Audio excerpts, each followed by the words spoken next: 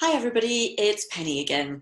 Now, a lot of people have been asking me about hay fever. So I want to share with you about my own personal story of hay fever. And what I found really interesting about this is that I never had any allergies growing up as a child. I've never been allergic to peanuts. I've never been, I grew up beside the seaside. I was backing onto the countryside. So little, fishing village with lots of countryside. My dad had a pet shop, so lots of grass and straw and hay and animals and fur, and I personally think that helped my immune system grow to be so sustainable and resilient as it is.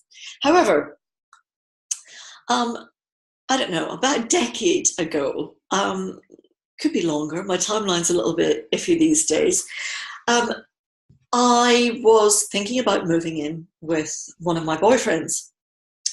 That didn't really come out quite well there. I was thinking about moving in with my current boyfriend of the time. Now, I used to have a bit of a commitment issues.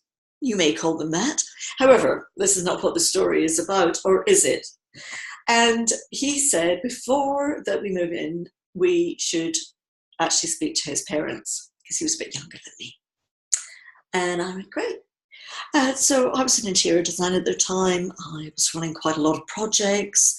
I was doing a bit of work on my own house. And as we were coming up to the day his parents were going to come down, he kept on saying to me, well, have you checked out this? Are you going to get a cleaner in? Are you going to paint the shutters? I was quite stressed at the time.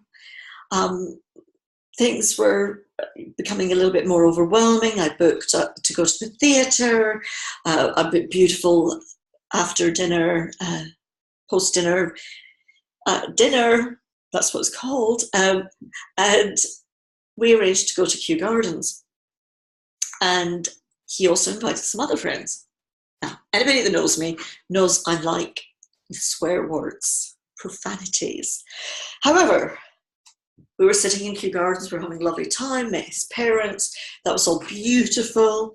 And his mum went over when we were having coffee and said, thank you, Penny. You're making this weekend so wonderful for us. And I was about to go, yes. And then I heard a voice saying, which is quite unusual because she couldn't organise a piss up in a brewery normally. Well, in that moment, that was the moment that was unexpected. It was dramatic to me. It was only a little thing, but it was dramatic. I felt isolated and I had no strategy. That was the Uden moment for me. Because normally if he'd said that, I would have said something along the line of, be off. But I didn't want to. I wanted to be the nice girlfriend. So I had no strategy. It was really unexpected because I had worked so hard to make this weekend so special. And as we started walking around Kew Gardens, and I'm sure none of you have ever done this, I started video looping. He said, I couldn't recognise it's up in a brewery. And this went on, over, video loop, video loop. He said. Meanwhile, my little face was, hello, yes. And I became colder and colder and slightly agitated. Now, what's really interesting here is that I went into incredible sympathetic mode. And this sympathetic mode is what we call stress. And I was probably very stressed anyway. So this was an exaggerated stress. And we go into that mania, that video looping. And of course, none of you have ever done that. This is what I was doing. I was incredibly video looping. It was like I couldn't turn it off. And we went to the theatre, great theatre, but then by this time I had my own coat on, and I think his father gave me his coat, and the boyfriend gave me his coat as well, because I was so cold. And At break time, I'm not a great lover of ice cream. I can take it or leave it. I had 3 little Losleys. I was eating. I really needed that sugar rush. So this is what happens to us when we have that Yuden moment, that unexpected, dramatic moment that we feel isolated, we don't have no strategy. We go into an exaggerated stress. Sometimes is great because we feel like we've got a lot of energy, but it's a false energy. And this is when we want the quick, fast drinks, you know, the Coca-Colas, the ice creams, the sugary, the quick fix. Because our body is going, right, we need to, you know, we're going into fight or flight. Because at that moment, I felt powerless. So here we are in the theatre. We go to the restaurant, and it's all very, very lovely. I'm freezing. I'm sitting now beside the radiator. This is the end of summer, so it's still warm in London. And I look across the table at this man that I was dating, and I think, do you know what? I love this man, but I don't like him. And again, I'm sure none of you have ever even thought about things like that. And I made a decision that we were not going to move in together. And this is what is called a shift. So I had an acceptance. I hadn't totally resolved this, but I had accepted that something was going to change in my life. By the time that we came home, I became really hot. I was exhausted. His dad said to me, do you want, you know, I've brought your favourite port down. Oh, no. And I used to be a party goer. Like, no, I'm sorry, I'm going to bed. I think that I've been poisoned. I'm sure I said that. Because my throat had closed up, my nose was dripping, my eyes were running, they were really itchy. I wanted to get a knitting needle in both ears and really, really itch them. And so what was going on for me is at that moment of that Yuden, when I heard those words, I couldn't express. I did that. I couldn't express my opinions, my voice. I didn't want to see what was happening. I definitely didn't want to hear that. And he got right up my nose. That was just a stinking conflict. You know, it was unfair. That distasteful smell, because that smell is one of our primal sensory sensors that we have in our body.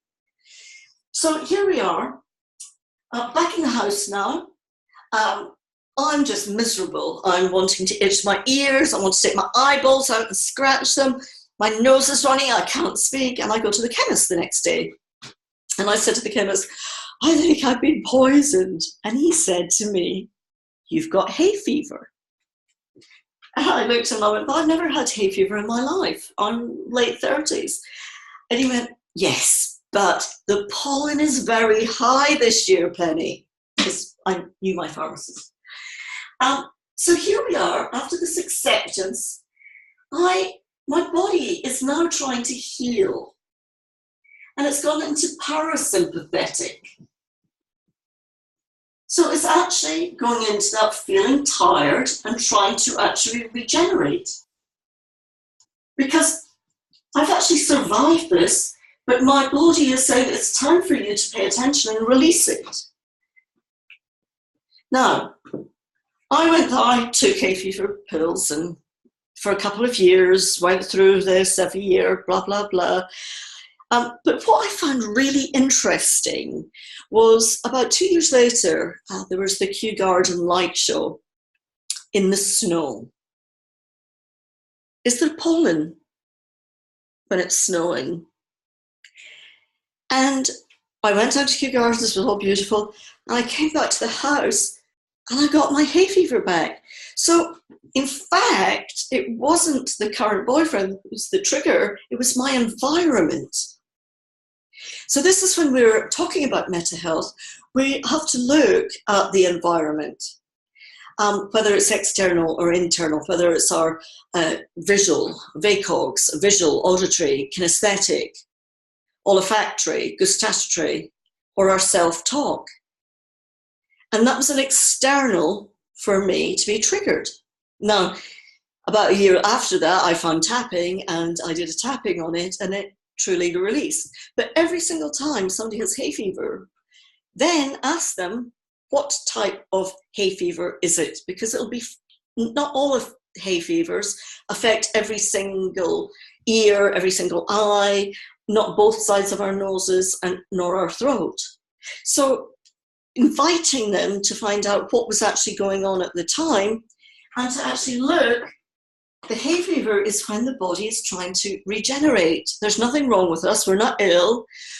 Our body is saying, wake up. You need to release that Yuden moment. And as soon as I did that with tapping, then the hay fever stopped and I haven't had it back. So I hope that's been helpful to you guys and I'll see you soon.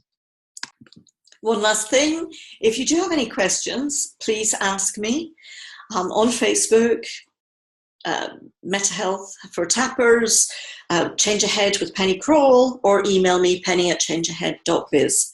And I look forward to giving you a little bit more information. Keep on asking the questions, guys. Bye-bye.